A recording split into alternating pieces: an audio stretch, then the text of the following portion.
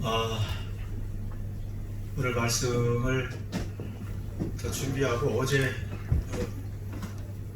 잠을 자고 새벽에 아침에 일어나서 갑자기 예전에 읽었던 어떤 소설이 생각이 났습니다. 같이 한번 어디로 떠날까요? 1860년대 러시아 모스크바만큼 유명한 그 샌 페테르부르크, 원래는 성 베드로부르크 뭐 그런 건데 이제 러시아 말로 센트 페테르부르크 이렇게 말하죠. 아주 아름다운 그 도시입니다. 뭐 1860년대니까 물론 그때도 아름다운 건물들은 있었겠죠. 그곳에 라스콜리니코프라는 한 대학생이 있습니다. 지금 도스토옙스키가 그 유명한 소설가 대문어가 쓴 죄와 벌에 관한 그 줄거리입니다. 죄와 벌, 크라임 앤 퍼니시먼트라고 아주 세계적으로 유명한 세계 모든 나라의 언어로 번역돼서 청소년들에게 필독서가 된 그런 소설 중에 하나죠.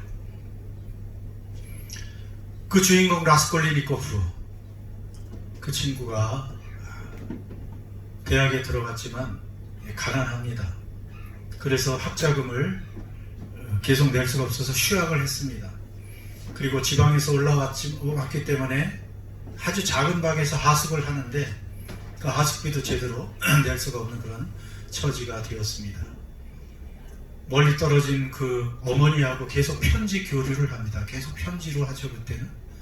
그런데 그 편지에도 우울한 소식들이 옵니다. 아버지는 없지만 이제 동생 하나가 있는데 여동생 두나라고 하는 그 여동생이 이제 혼기가 다 이제 결혼할 때가 됐는데 좋아하는 청년하고 결혼할 수가 없고 가정의 그 가정 형편상 돈이 많은 좀 나이가 있는 마음에 없는 남자하고 결혼을 할 수밖에 없었다 하는 또 그런 편지도 받고 자기는 휴학하고 있고 앞으로 살아갈 날이 막막하고 그래서 한 가지 생각을 합니다. 그런 상황 속에서 무서운 생각을 하죠. 그 도시에 빈민가가 어디나 있는데 거기에 전당포가 하나 있죠. 그 전당포에는 늙은 노파가 한 사람이 있습니다. 이 라스콜리니코프도 그 전당포에 가끔 가서 뭐 시계도 맡겨보고 뭣도 맡기고 해서 급하게 돈을 그렇게 변통했던 그런 적이 있어서 알고 있습니다. 그런데 그 노파는 악명이 높습니다. 그 가난하고 어려운 사람들 그 돈, 그 물건을 맡아서 돈을 버는 그런 사람이죠. 그래서 이 신던 라스콜리니코프 바로 그 사람, 이 친구가 생각을 합니다. 그런 여자는 그 노파, 뭐 나이도 많고 이제 그리고 그 도시에서 라이스, 이라고 소문이 났어요. 이 사악하고 이라는 별명, 이가 뭐예요? 그냥 우리 몸에 기생해서 피를 빨아먹는 그러니까 가난한 사람들 그 고열을 빨아먹는 이 사악한 노파를 죽이는 것이 무슨 큰 죄가 있겠느냐. 그 노파를 죽이고 내가 그 많은 돈을 내 것으로 만들고 그리고 나같이 불우한 청년 대학생들의 100명에게 그 돈을 나눠주면 이 사회가 정의롭게 되는 것이 아니냐 오히려. 그리고 나도 자유를 얻고 그렇게 뭐 죄는 늘 정당화시킬 수 있잖아요. 이제 그런 생각, 그 가난에 찌든 그 삶의 고충과 그런 여러 가지 생각에 결단을 하고 생각을 하는 것을 어느 날 실행에 옮깁니다. 도끼를 하나 구입을 해서 그 러시아에는 도끼가 상징적입니다. 집집마다 도끼가 있다 그래요. 그 나무가 많은 그 러시아 벌목을 해서 집도 짓고 성당도 짓고 그것도 성당마다 그 조각품들이 많잖아요. 그거 다 도끼로 만들었다. 이 도끼가 상징인데 그 도끼를 가지고 그 범행을 실행에 옮깁니다. 그래서 그 노파를 무참히 살해합니다. 그 노파만 죽이려고 했는데 그 노파와 함께 살고 있던 장애인 같은 아주 착한 여동생이 하나 있었는데 그 동생이 밖에 나가서 있는 시간을 알고 치밀하게 생각해서 그 시간에 갔는데 노파를 처치하는 순간에 그 동생이 와서 그 동생까지 죽이죠. 온 몸에 피가 튀기고 그것을 막 대충 씻고 해서 자기 하숙집으로 돌아왔습니다. 많은 작물, 금품을 가지고 하숙집으로 돌아왔습니다. 그 후 이 라스콜리니코프의 삶이 어땠을까요? 당당하게 자유를 얻고 그리고 많은 사람들에게 좋은 일을 하고 정의를 베푼 그런 어떤 자만심에 또 자신감에 들떠 있을까요? 그렇지 않았습니다. 예, 우리가 상상하는 것처럼 그는 매일 밤 악몽을 꾸고 식은땀을 흘리고 그리고 정신까지 혼미해질 정도로 죄책감에 시달리기 시작했어요. 그것이 그 수백 페이지에 걸쳐서 아주 그 심리가 얼마나 잘 묘사되어 있는지 몰라요. 그래서 이걸 명작이라고 얘기하고 이 죄와 벌을 통해서 많은 심리학자들도 그리고 뭐 법률가들도 또 많은 철학자들이 영향을 받는 그런 이제 책이 됐는데 밤마다 매일 낮과 밤을 가리지 않고 이제 죄책감과 그리고 자신이 그렇게 혐오스러워졌고 자신도 싫어졌고 모든 사람이 다 싫어졌고 누구도 만나기 싫어지고 완전히 세상과 단절되는 그러한 이제 고통을 느끼고 살게 되었다는 것입니다. 그래서 자기가 그 훔쳐온 모든 그 금부치들 그런 작물들을 오히려 땅속에 그냥 묻어버렸어요. 그리고 더 고통스러운 나날을 보내다가 물론 깁니다. 굉장히 두꺼운 책이에요. 그냥 이거 끝내면 결국 자수하고 그 다음에 시베리아로 유역을 가죠. 그리고 거기서 마지막은 해피엔딩으로 끝나요. 어떻게 불현듯 정신이 돌아오고 회개하고 자기에게 찬란한 빛이 비춰서 그 인생이 부활하는 그런 이제 소망의 이야기로 끝을 맺습니다. 그러니까 이 라스콜리니코프는 시베리아 유형을 떠나기도 전에 이미 그 살인에 대한 벌을 그 마음에 심하게 받고 있었던 것이죠. 저는 제가 왜 이 말씀이 떠올랐을까요? 이 소설이 이 오늘 로마서 8장을 준비하면서 내가 라스콜리니코프가 아니었나, 예수님이 없는 그 사람들의 그 형편은 사실은 이 비극적인 라스콜리니코프의 그 심정이 있어야 되는 거예요. 한 번이라도 누가 이 사망의 몸에서 나를 건져내랴, 이 죄책감, 나도 내가 싫은 이 나의 이 형편없는 이 내 모습 하면서 가슴을 치고 누가 나를 구원해랴 할 때, 만약 그때 그 라스콜리니코프 앞에 이 말씀이 펼쳐져 있다면 예수님이 그 앞에 서서 그러므로 이제 그리스도 예수 안에 있는 자에게는 결코 정죄함이 없나니 예수 안에 있는 생명의 성령의 법이 죄와 사망의 법에서 너를 해방하였습니다. 러시아의 어떤 형법, 대한민국의 어떤 형법, 살인자는 형법 몇 조, 몇 항에 의해서 무기징역 내지는 체하, 7년 어쩌고 하는 이런 법 조항이 있죠. 그러나 이 법은, 이 은혜의 법은 그렇게 우리 인생의, 하나님 없는 인생의 비참함을 아는, 나의 죄를 알고 이 죄로 인해서 내가 영원한 형벌을 받을 수밖에 없는 존재라는 것을 아는 사람에게는 여러분 이런 말씀이 그냥 범상하게 들리지 않습니다. 그리스도 예수 안에 있는 자에게는 결코 정죄함이 없다. No condemnation. 이 말은 심판이라는 말과 또 이렇게 요한복음에서는 같이 그렇게 교환해서도 씁니다. 그러니까 예수 안에 있는 자에게는 결코 정죄함도 없고 유죄 판결을 받지 않고 심판받지 않고 무죄 판결을 받는다는 것입니다. 죄가 없다고 선언된다는 것입니다. 더구나 의인이 된다는 것입니다. 우리가 지금 이러한 은혜의 법 아래, 은혜의 시대에 살고 있습니다. 그래서 여러분, 우리가 이 은혜를 누리고 살아야 돼요. 나 지금 이렇게 지금 이미 이 은혜 안에 살고 있어요.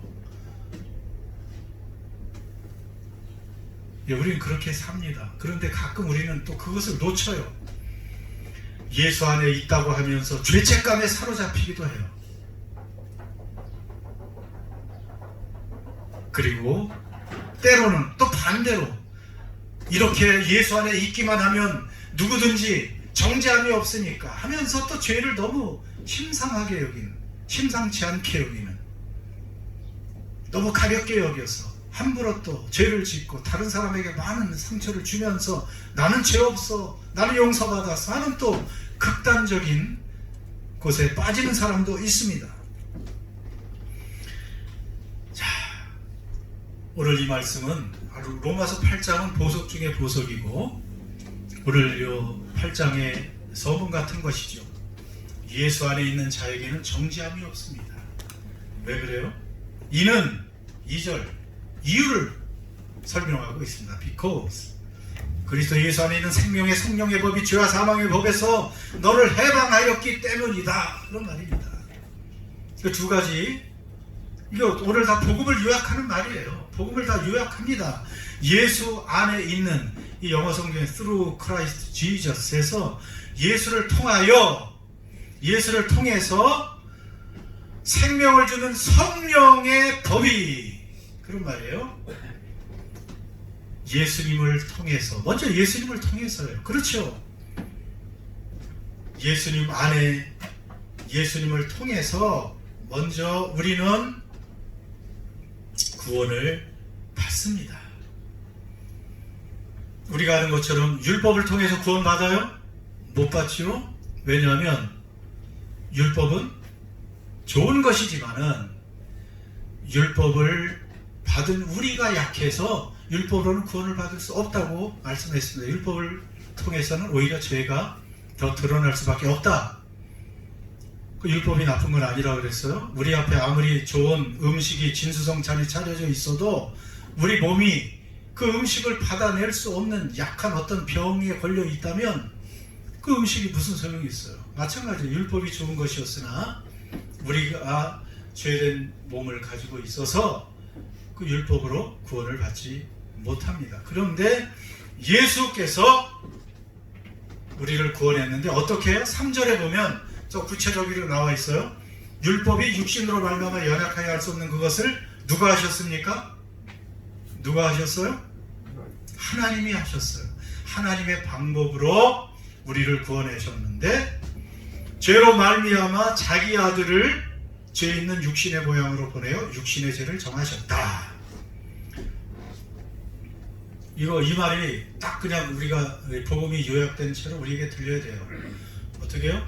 하나님이 자기 아들을 죄 있는 육신의 모양으로 보내어 그 육신의 죄를 정하셨다. 하나님께서 자기의 분신, 자신 하나님이신 예수를 인카네이션, 성육신 하게 하셔서 이 땅에 보내셔서 그 육신의 죄를 정했다는 말은 sin offering으로, 그러니까 속죄제로, 영어 성경엔 아예 sin offering으로 되어 있어요. 예수 그 몸을 속죄 제물로 드리셨다. 그래서 우리가 받을 정죄함을 그분이 받으시고 우리가 받을 심판을 그분이 받으셔서 우리는 무죄가 된 것입니다. 우리 같은 죄인이 아무리 그 노파를 살해한 그 라스콜리니코프 같은 사람이라도 누구든지 예수 앞에 나오면 그는 무죄 판결을 받는 새 은혜의 시대에 우리가 살고 있고 우리는 지금 이 말씀을 우리의 법으로, 우리의 헌법으로 경전으로 믿으며 그 법 아래서 살고 있는 존재가 되었다는 것입니다.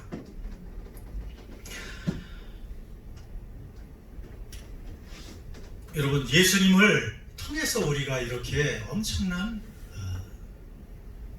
정죄함이 없는 그러한 은혜를 누리는데, 동시에 2절 보면 through 예수를 통해서, 그 다음에 생명의 성령의 법이 해방했다 이렇게 말합니다. 죄와 사망의 법에서. 법이라는 말을 하니까 자꾸 딱딱한데, 이것은 사실은 여기서는 법이라는 것을 권세, 능력 이렇게 해석을 하면 돼요.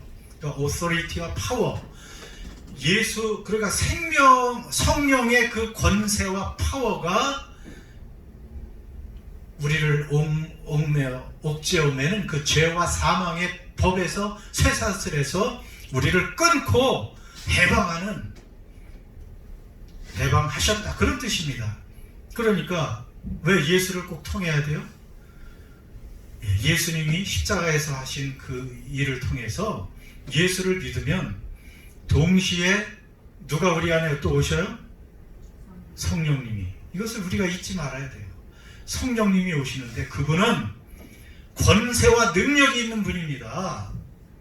권세와 능력 있는 그분이 우리 안에 오셔서 결국은 죄와 사망의 법에서 우리를 끌어내고 해방하는 것입니다.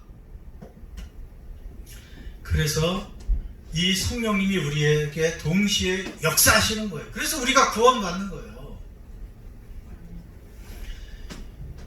그래서 여러분, 우리가 정말 예수 믿는 사람의 그 복된 그리스도인의 저의가 뭡니까?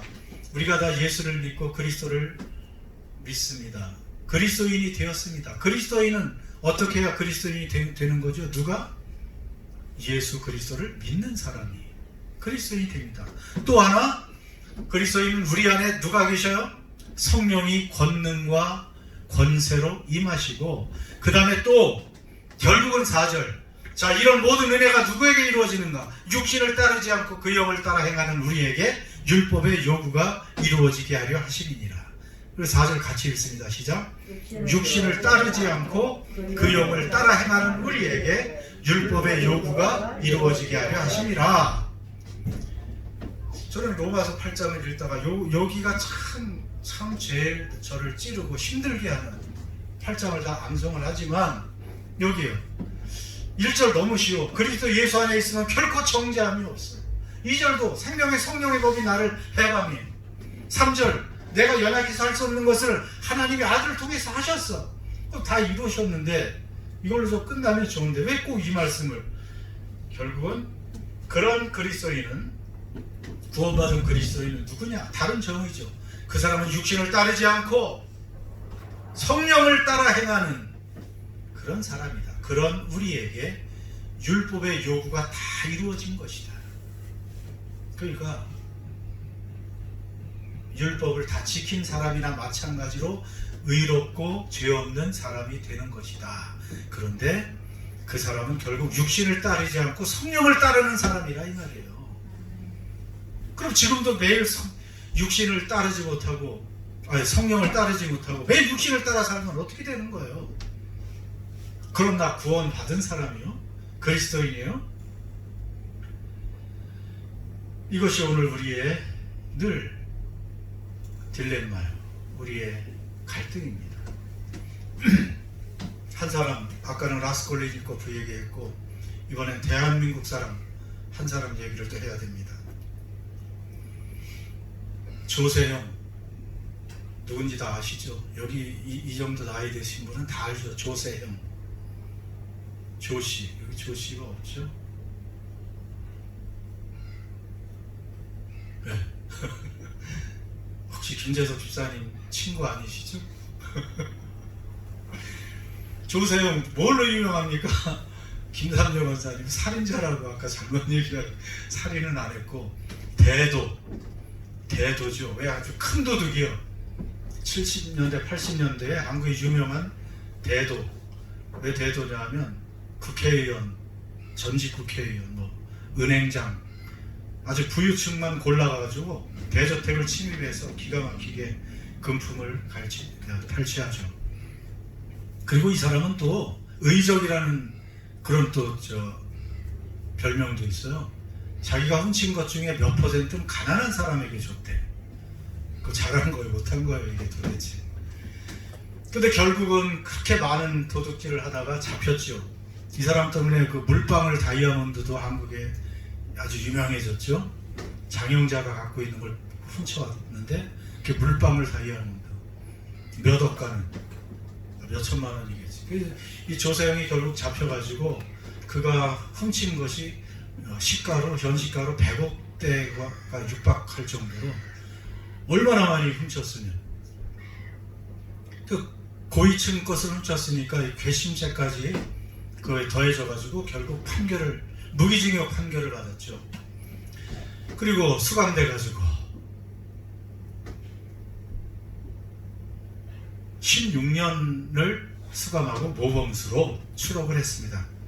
그게 한 98년인가 그래요. 1998년. 그런데 이 사람이 문제가 아니죠. 교도소에 복역하면서 예수님을 영접하고 예수님을 믿었다는 것입니다. 변화됐다는 거예요. 그래서 이제 모범수로 추록하고 그 다음에 이제 이 전국적으로 알려진 대도 조세영이 예수 믿고 변화되어 그리스도인이 되었다 하니까 많은 교회에서 그를 초청했죠.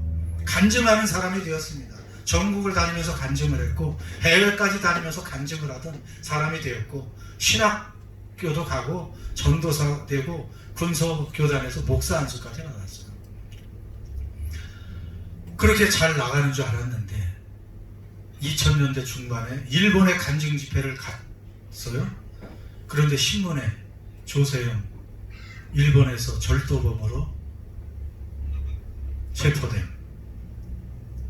아니 거기서 또 그 버릇을 못 버리고 절도 행각을 벌이다가 체포돼서 국제망신을 또 당했습니다. 3년형을 언도받았어요. 그 70대 중반이요. 70대 중반. 그 짓을 왜 했습니까 했더니 일본의 보안 시스템이 얼마나 잘 돼 있나 확인하기 위해서 한번 해봤습니다. 도둑질한 거예요. 그래 3년형을 살고 나왔습니다. 그런데 작년에 1900 몇 년이요? 2019년에 또 신문에 이런 헤드라인에 대도 조세영 팔순에 또 철장 신세. 팔순이인데 작년에 또 훔쳤어요. 그러다가 잡혔지요.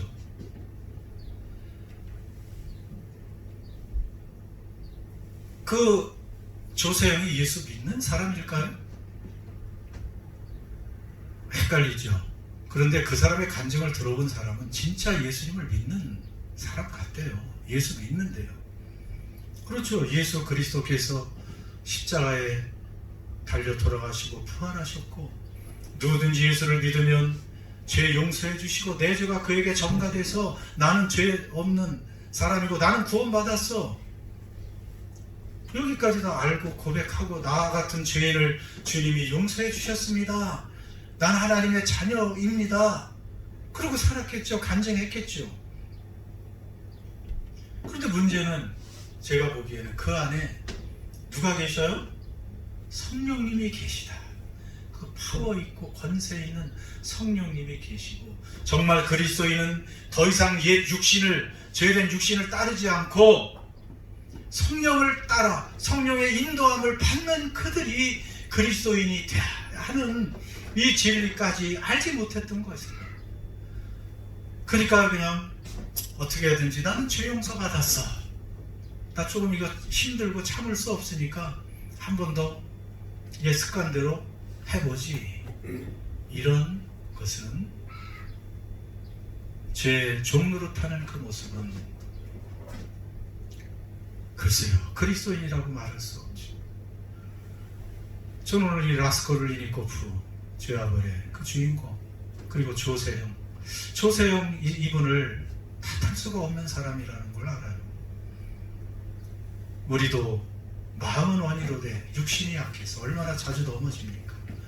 얼마나 성령님과 하나님을 아프시게 하고 그저 우리가 여전히 세상의 습관과 욕심과 또 내 뜻대로 살려고 하는 것이 얼마나 많이 있습니까? 이 조세형을 어떻게 뭐라고 우리가 손가락질할 수가 없는, 돌을 던질 수 없는 그런 모습이 아닌가. 그런데 문제는 그것이 이렇게 하나님의 말씀을, 예수 안에 있는 자는 정죄함이 없는데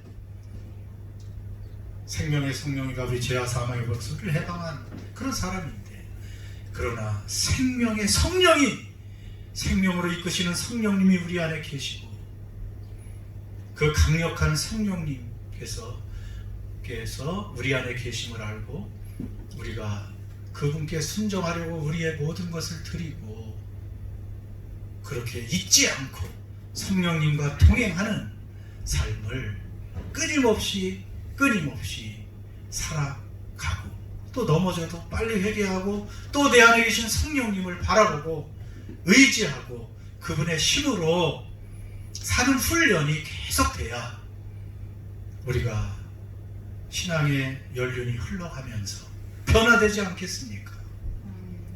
성령의 열매를 그래야 맺지요. 사랑의 사람으로, 겸손한 사람으로, 온유한 사람으로, 인내하는 사람으로, 충성된 사람으로, 그렇게 예수님을 닮는 사람이 되는 것이 아니겠습니까? 그래서 예수 믿는 것은, 결국은 예수 믿는 그리스도인은 예수님이 말씀하신 것처럼 열매로 그 사람, 그 나무를 알게 되는데, 내가 예수 믿는 나무인지 구원받은 나무인지 하나님께 속한 나무인지 아는 방법은 열매가 아름답게 열려야 되잖아요. 사과나무에서는 사과가 열려야 되는 것이죠. 예수 믿는 나무가 된 내가 내 속에서 언어나 생각이나 성품이나 행동이나 이런 모든 것에서 그 구원에 합한, 성령님의 합당한, 그 거룩한 하나님 사랑의 예수님의 합당한 그 열매가 우리 안에 있어야 나는 확실히 예수 믿고 구원받은 사람이라는 증거가 보이지 않습니까? 우리 모두에게 그러한 증거들이 늘 서로에게 보일 수 있고, 그런 열매 있는 성령의 인도함을 받는 복된 삶들이 되시기를 주의 이름으로 축원합니다. 그래서 오늘 잠깐 기도합시다. 오늘 우리는 누구를 탓할 수도 없습니다. 어찌 보면 전당포 노파를 살해한 그 피투성이가 된 라스콜리니코프나 여전히 예수 믿는다고 하면서 팔순이 될 때까지 그 버릇 고치지 못하는 조세형이나, 오늘 우리는 우리 안에 성령님이 계십니다. 우리를 불쌍히 여기시고 죄를 자백하고 우리의 연약함을 인정하고 성령님을 잊지 않고 인정하고 의식하고 의지하고 맡기는 사람에게 하나님 도와주십니다. 그렇게 우리를 인도해 주십시오.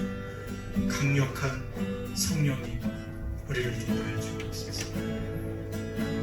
그래서 죄 사함에 정죄함이 없는 이 환희와 기쁨 속에 감사함으로 깨어서 성령님과 동행하는 빛의 자녀들이 되게 해 주십시오. 주님, 기도하십시오. 우리의 입술로 기도하시고 아버지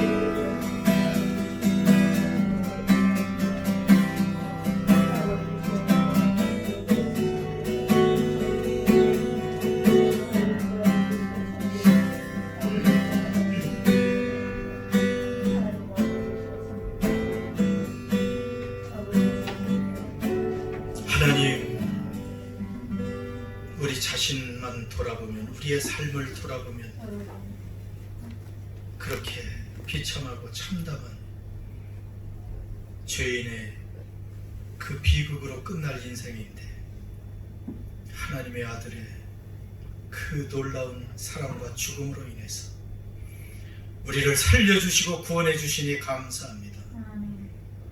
하나님, 라스콜리니코프 같은 그러한 비참한 우리를 하나님의 자녀로, 깨끗한 의인으로 우리를 바꿔주시고 그렇게 여겨주시고 인정해 주시니 감사합니다. 이 은혜의 이 법정, 이 은혜의 법전, 하나님의 말씀을 믿으며 그 안에서 참된 자유를 누리며 기쁘게 감사하며 끼어서 살아가는 저희들 되게 하여 주옵소서. 돌아보니 조세영 같은 인물이 저희들임을 고백합니다. 우리 안에 계신 성령님을 늘 의식하지도 못하고 잊어버리고 여전히 내 뜻과 내 생각대로 좌지우지하며 내 인생에 내가 주인인 양 여전히 살아가고 있는 우리의 모습을 불쌍히 여겨주시고 용서해 주옵소서. 성령님을 의지하며 성령님의 인도를 받고 지도를 받고 성령님의 권능으로 죄악을 이기며 나를 이기며 살아가는 우리 모두가 되게 하여 주옵소서. 그래서 이제는 우리가 예수님이 되게 하시고 우리가 성령님이 되게 하시고 우리가 하나님의 대리자로 이 땅을 살아가서 하나님 주변의 사람들에게 하나님의 살아계심과 이 복된 소식의 효력을 널리 알리는 참된 주의 자녀들, 빛의 자녀들 다 되게 하여 주옵소서. 우리 주 예수님의 이름으로 기도드립니다. 다 일어나셔서 내주 되시옵소서.